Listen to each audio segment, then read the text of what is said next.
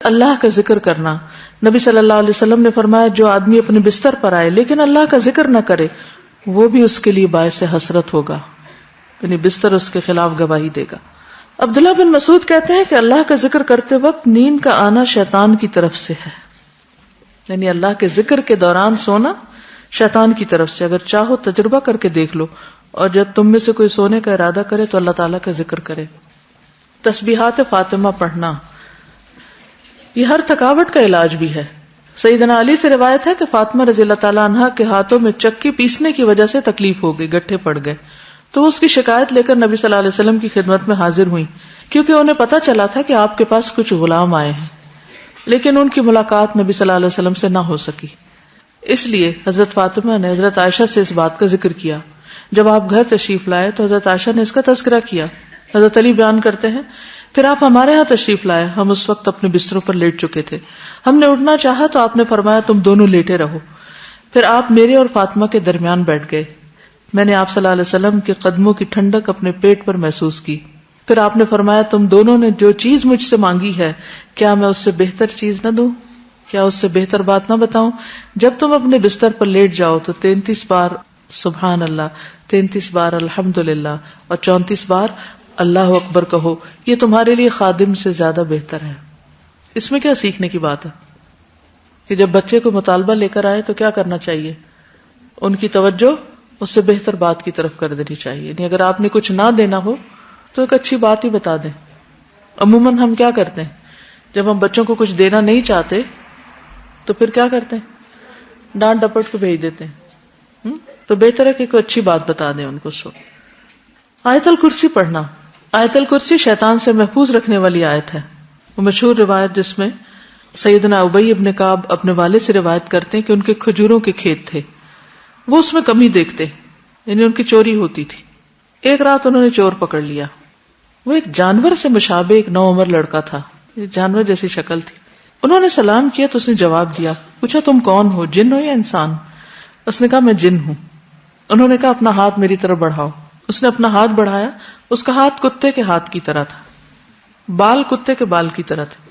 انہوں نے پوچھا کیا اس طرح جنوں کی تخلیق ہوئی، یعنی ایسی شکل ہوتی ہے؟ اس نے کہا میں یہ جانتا ہوں کہ جنوں میں مجھ سے زیادہ شدید اور کوئی نہیں. یعنی یہ نہیں بتایا لیکن کہا کہ میں ایک قوی جن ہوں. انہوں نے کہا تم میرے پاس کیوں آئے ہو؟ اس نے کہا مجھے خبر ملی ہے کہ تم صدقہ کرنا بہت پسند کرتے ہو، تو میں تمہارے کھانے میں سے اپنا حصہ لینے آیا ہوں. انہوں نے کہا کیا چیز تم سے بچا سکتی ہے؟ اس نے کہا وہ آیت جو سورۃ البقرہ میں ہے، یعنی آیت الکرسی. لفظ نہیں آیت الکرسی بولا. جو کوئی اس کو رات کے وقت پڑھے گا وہ صبح تک مجھ سے پناہ میں رہے گا، اور جو صبح اسے پڑھے گا وہ رات تک مجھ سے پناہ میں رہے گا. پھر جب صبح کو انہوں نے اس بات کا ذکر نبی صلی اللہ علیہ وسلم سے کیا تو آپ نے فرمایا اس خبیث نے سچ کہا. یہ صحیح بخاری کی روایت ہے. تو اس میں ہم میں سے ہر ایک کو اپنے سامان کی حفاظت کے لیے کیا کرنا چاہیے؟ آیت الکرسی پڑھنی چاہیے. چوروں پہ نظر ضرور رکھنی چاہیے، لیکن دوسرے چور بھی ہو سکتے ہیں. پھر سورۃ البقرہ کی آخری 2 آیات. سیدنا ابو مسعود بدری سے روایت ہے کہ رسول اللہ صلی اللہ علیہ وسلم نے فرمایا سورۃ البقرہ کی آخری 2 آیتیں جو کوئی رات کو پڑھ لے گا وہ اس کو کافی ہو جائیں گی. کون سی ہیں وہ 2؟ آمن الرسول بما. نعمان بن بشیر سے روایت ہے کہ نبی صلی اللہ علیہ وسلم نے فرمایا کہ اللہ تعالیٰ نے آسمان و زمین پیدا کرنے سے 2000 برس پہلے ایک کتاب لکھی. اس کتاب میں سے 2 آیات اتاری جن کے ساتھ سورۃ البقرہ کو ختم کیا گیا. جس گھر میں 3 رات یہ آیات پڑھی جائیں شیطان اس کے قریب نہیں آتا.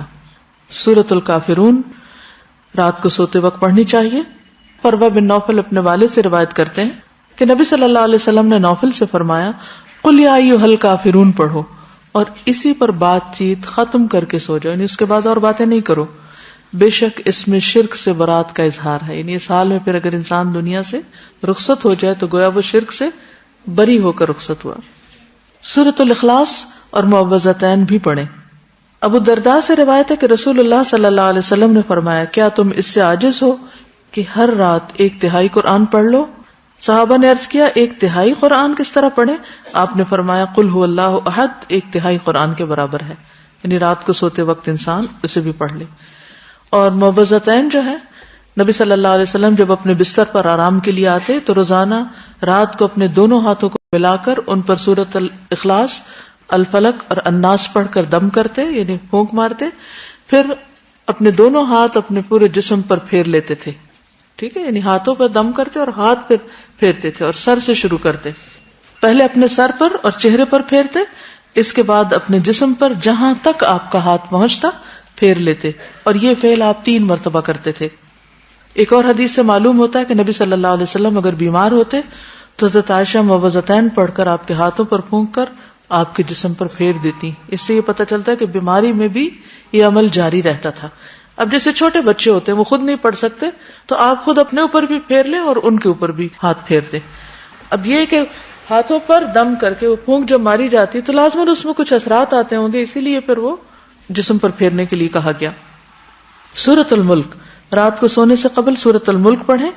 ابو ہریرہ رضی اللہ عنہ سے روایت ہے کہ رسول اللہ صلی اللہ علیہ وسلم نے فرمایا، قرآن میں ایک سورت 30 آیتوں کی ہے، اس نے ایک شخص کی شفاعت کی یہاں تک کہ وہ بخش دیا گیا، اور وہ ہے تبارک الذی بیدہ الملک۔ ایک اور روایت کے مطابق یہ عذاب قبر سے رکاوٹ ہے۔ ابو ہریرہ کہتے ہیں، بے شک اللہ کی کتاب میں ایک سورت ہے جو 30 آیات پر مشتمل ہے، وہ ایک شخص کی شفاعت کروائے گی، پھر اسے آگ سے نکلوا لے گی اور جنت میں داخل کروا دے گی، یعنی سورۃ الملک۔ سورۃ السجدہ بھی پڑھی جائے اگر آپ پڑھ سکیں تو۔ جابر سے روایت ہے نبی صلی اللہ علیہ وسلم نہ سوتے جب تک کہ سورۃ الف لام میم تنزیل یعنی سورۃ السجدہ نہ پڑھ لیتے۔ ایک اور روایت میں بھی آتا ہے کہ آپ اس وقت تک نہیں سوتے تھے جب تک سورۃ السجدہ اور تبارک نہ پڑھ لیتے۔ حضرت عائشہ سے روایت ہے نبی صلی اللہ علیہ وسلم سوتے نہیں تھے جب تک کہ زمر اور بنی اسرائیل نہیں پڑھ لیتے تھے۔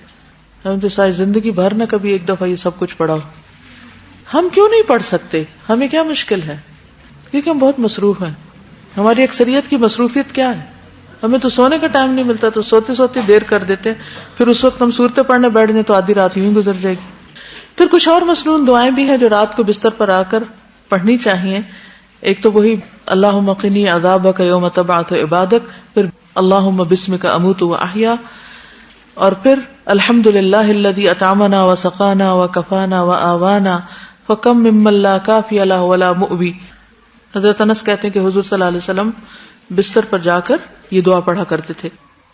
ایک اور روایت میں زہیر النماری کہتے ہیں کہ آپ یہ پڑھتے تھے، اللہم اغفر لی ذنبی واخسأ شیطانی وفک رہانی وثقل میزانی وجعلنی فی الندی الاعلی۔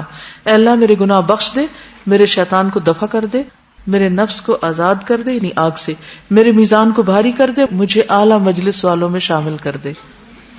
عبداللہ بن عمر نے ایک شخص کو سوتے وقت یہ پڑھنے کو کہا، اللہم خلقت نفسی وانت توفاها لک مماتها ومحیاها ان احییتها فاحفظها وان امتها فاغفر لها اللہم انی اسألک العافیہ۔ پھر ایک اور روایت ابو ہریرہ کہتے ہیں کہ نبی صلی اللہ علیہ وسلم نے فرمایا، جو شخص اپنے بستر پہ جانے لگے تو اسے چاہیے کہ وہ اپنے کپڑے کے کنارے سے اسے 3 بار جھاڑ لے، پھر یہ دعا پڑھے، بسمک ربی وضعت جنبی وبک ارفعہ ان امسکت نفسی فاغفر لها وان ارسلتها فاحفظها بما تحفظ به عبادك الصالحین۔ اے میرے رب، تیرا نام لے کر میں اپنا پہلو رکھتا ہوں، تیرے نام ہی کے ساتھ اس کو اٹھاتا ہوں، اگر تو میری جان کو روک لے تو اسے بخش دینا، اور اگر واپس بھیج دے تو اس کی حفاظت فرمانا، جس طرح تو اپنے نیک بندوں کی حفاظت فرماتا ہے۔ انس بن مالک کہتے کہ رسول اللہ صلی اللہ علیہ وسلم نے فرمایا، جس نے اپنے بستر پر لیٹتے ہوئے یہ دعا پڑھی تو اس نے ساری مخلوق کی بیان کردہ اللہ کی تعریفیں کہہ ڈالی۔ اتنی خوبصورت دعا کہ گویا جتنی مخلوق ہے اللہ کے، وہ جو اللہ کی تعریف کرتی ہے اس نے اس طرح کی تعریف کر ڈالی۔ کیا ہوگی وہ؟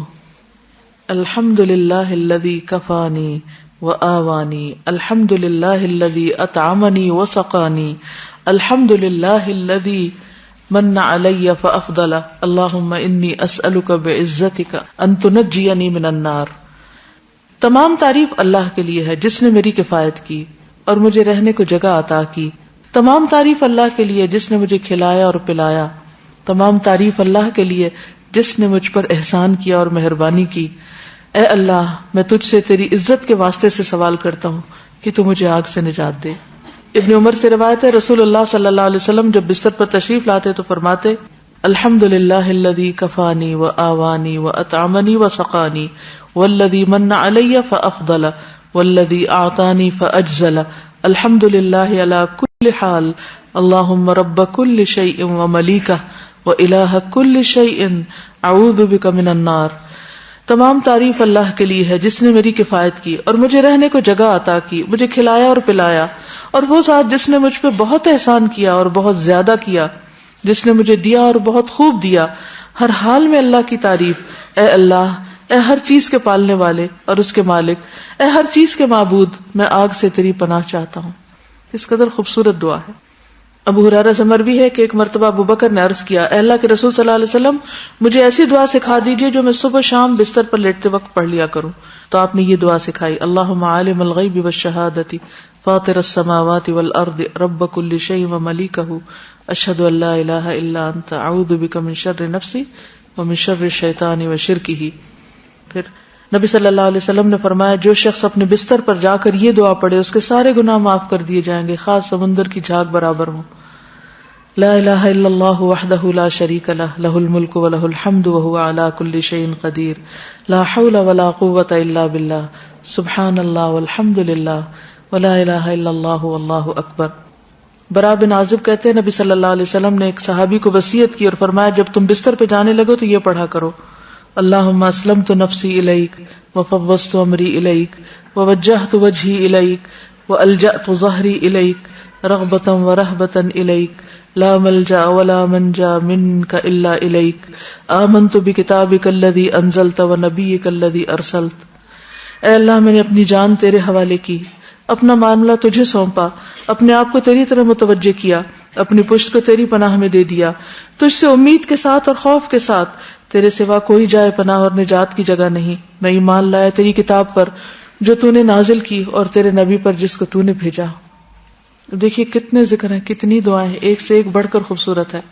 سیدنا سہیل سے روایت ہے, جب ہم میں سے کوئی سونے لگتا تو ابو صالح کہتے, دائیں کروٹ پہ سو جاؤ اور یہ دعا پڑھو, اللہم رب السماوات ورب الارض ورب العرش العظیم ربنا ورب کل شیء فالق الحب والنوى ومنزل التوراة والانجیل والفرقان اعوذ بک من شر کل شیء انت آخذ بناصیتہ اللہم انت الاول فلیس قبلک شیء وانت الآخر فلیس بعدک شیء وانت الظاہر فلیس فوقک شیء وانت الباطن فلیس دونک شیء اقض عنا الدین واغننا من الفقر.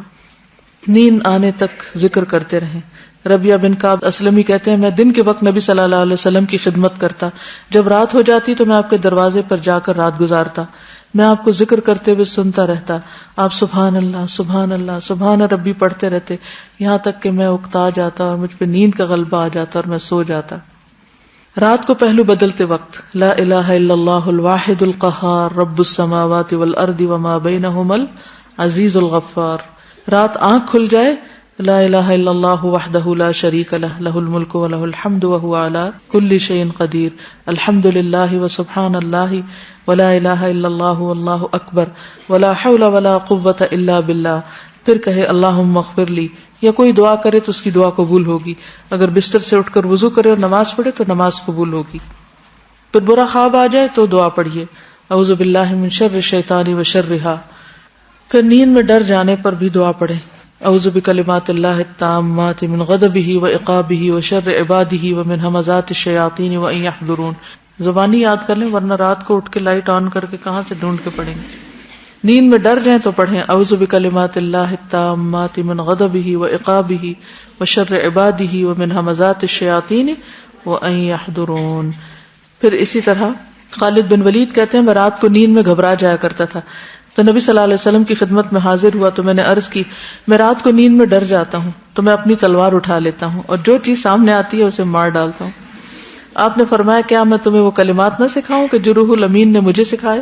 میں نے کہا کیوں نہیں. آپ نے فرمایا, کہو اعوذ بکلمات اللہ التامات التی لا یجاوزہن بر ولا فاجر من شر ما ینزل من السماء وما یعرج فیہا ومن شر فتن اللیل والنہار ومن کل طارق الا طارقا یترک بخیر یا رحمان.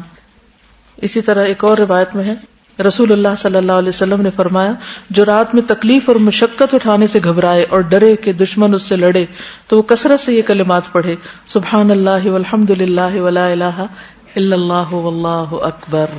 وآخر دعوانا ان الحمد للہ رب العالمین.